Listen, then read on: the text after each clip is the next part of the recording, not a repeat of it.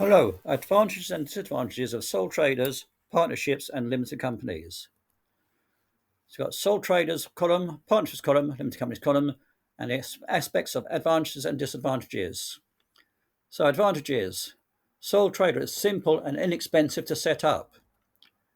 The sole trader has full control over decisions. The owner keeps all the profits, and there's minimal regulation. Disadvantages: unlimited liability, so they could lose all of their personal finances. Limited capital raising ability. Business ceases if the owner leaves or dies. Responsible for all decisions and workload, and higher personal tax rates. Now, partnerships advantages: shared responsibility and expertise, easier to raise capital compared to sole traders, profit shared among partners, minimal regulation compared to companies, and disadvantages: unlimited liability, unless it's a limited liability partnership structure is used, but they are not covered in A-level accounting.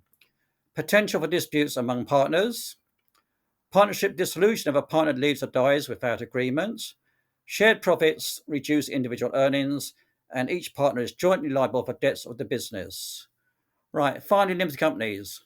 Advantages: limited liability for owners, easier to raise large amounts of capital, separate legal entity ensures continuity, potential tax benefits under corporation tax, and shares can be sold to raise funds for public companies. Disadvantages: more complex and costly to set up, strict legal and reporting requirements, profit shared as dividends may be subject to double taxation, public disclosure of financial information for public companies, and finally, directors can be held